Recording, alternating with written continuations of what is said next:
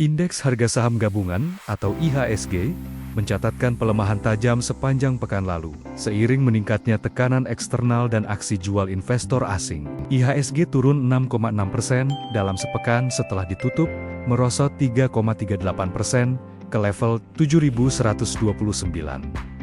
Pada perdagangan Jumat, tekanan di pasar saham domestik tak lepas dari derasnya arus keluar dana asing. Tercatat, net foreign outflow mencapai 979 miliar rupiah pada Kamis, dan meningkat signifikan menjadi 2 triliun rupiah.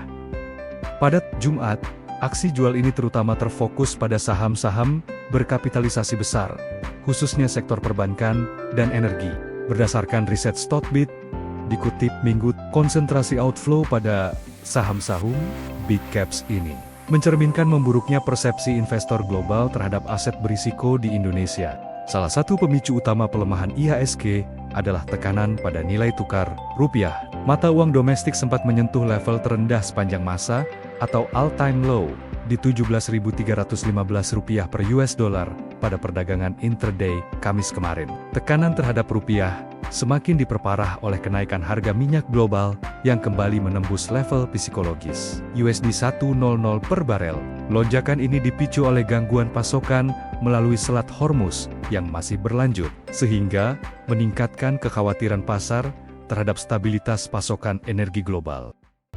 Harga minyak dunia menguat di Jumat pagi didorong kekhawatiran pasar terhadap potensi eskalasi militer baru di Timur Tengah. Kenaikan ini terjadi setelah Iran merilis rekaman yang menunjukkan pasukan komando menaiki kapal kargo di Selat Hormuz, serta laporan sistem pertahanan udara Teheran menghadapi target musuh.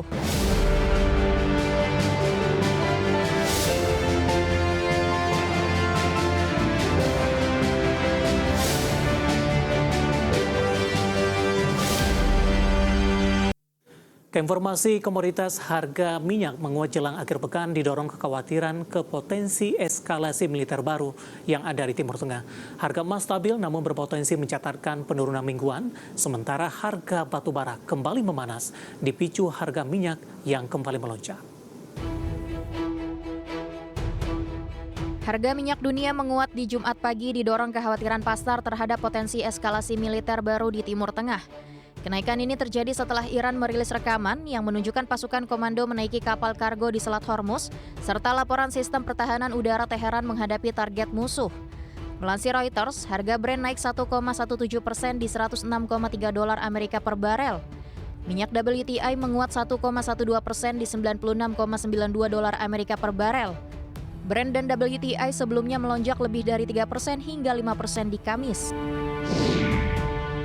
Harga emas cenderung stabil di Jumat pagi namun berpotensi mencatat penurunan mingguan seiring lonjakan harga minyak yang memicu kekhawatiran inflasi dan suku bunga tinggi lebih lama.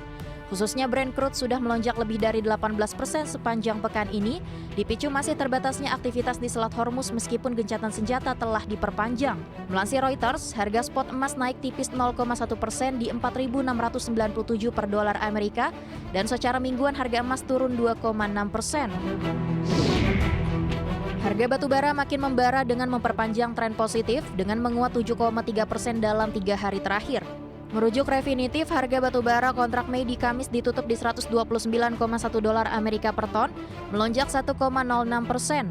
Harga batu bara melonjak mengikuti harga minyak karena keduanya komoditas energi yang saling mempengaruhi. Lonjakan harga juga dipicu berkurangnya pasokan yang disebabkan gangguan logistik rel dari tambang ke pelabuhan dan jadwal pengiriman di China.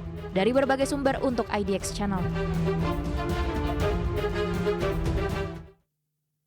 Dan seperti apa update terkini pergerakan harga sejumlah komoditas yang berhasil dihimpun oleh tim redaksi kami sampai dengan sore hari ini waktu Indonesia Barat.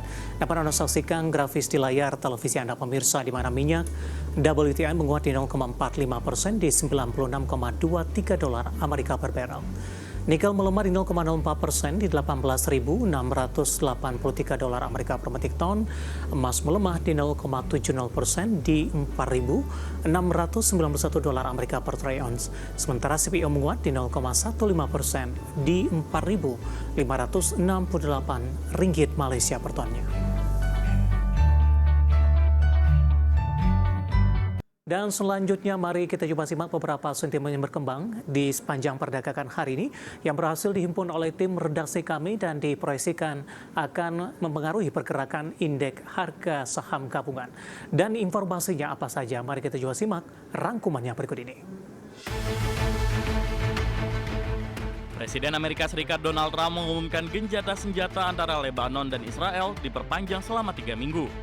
Trump akan menjamu Duta Besar Israel untuk Washington, Yossi Leiter, dan Duta Besar Lebanon untuk Amerika, Nada Mowat, di ruang oval Gedung Putih untuk putaran kedua pembicaraan yang dimediasi Amerika. Pertemuan ini berlangsung sehari setelah serangan Israel menewaskan sedikitnya 5 orang, termasuk seorang jurnalis. Gencatan senjata yang sebelumnya dicapai setelah pembicaraan antara kedua duta besar di Washington pekan lalu dan dijadwalkan berakhir di Minggu telah menurunkan intensitas kekerasan secara signifikan meski serangan masih terjadi di wilayah selatan Lebanon. Aktivitas bisnis Amerika meningkat di April setelah hampir terhenti di bulan sebelumnya, namun waktu pengiriman pemasok di pabrik memburuk karena perang dengan Iran mengganggu rantai pasokan, mendorong ukuran harga output ke level tertinggi hampir 4 tahun. S&P Global mengatakan indeks output PMI komposit Amerika yang melacak sektor manufaktur dan jasa meningkat jadi 52,0 di April, mengikuti angka 50,3 di Maret yang merupakan level terendah sejak September 2023. Para ekonom yang disurvei Reuters memperkirakan PMI sedikit berubah di angka 50,6. Dikutip dari Bloomberg, indikator inflasi utama Jepang dilaporkan meningkat untuk pertama kalinya dalam 5 bulan terakhir, menunjukkan tekanan harga mulai terbentuk.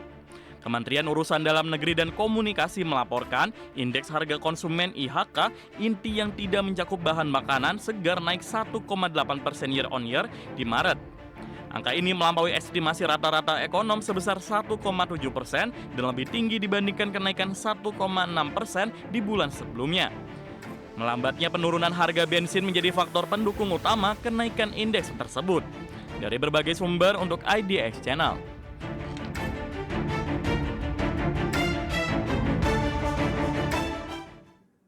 Beralih ke informasi indikator perdagangan lainnya, pemirsa, di mana laju nilai tukar rupiah terbatas jelang libur akhir pekan meskipun sudah bergerak di bawah level 17.300-an per dolar Amerika.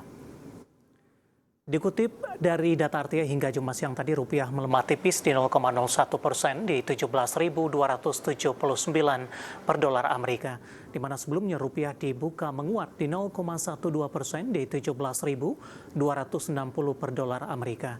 Secara intraday, rupiah sempat menguat ke 17.259 per dolar Amerika.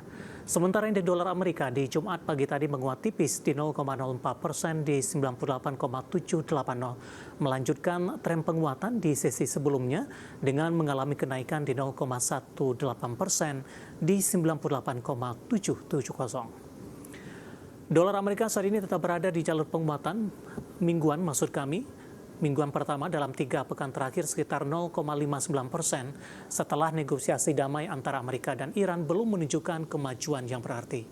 Ketidakpastian tersebut membuat dolar Amerika kembali diburu sebagai aset safe haven. Kondisi ini membuat ruang penguatan bagi mata uang negara lain termasuk rupiah menjadi masih terbatas. Kita akan coba update seperti apa pergerakan nilai tukar rupiah terhadap sejumlah mata uang utama berikut ini. Dapat Anda saksikan grafis di layar televisi Anda pergerakan nilai tukar rupiah terhadap dolar Amerika Serikat di 17.267 rupiah. Update jelang penutupan, pasca penutupan ini menguat di 0,39% di 17.211 rupiah per dolar Amerika Serikat.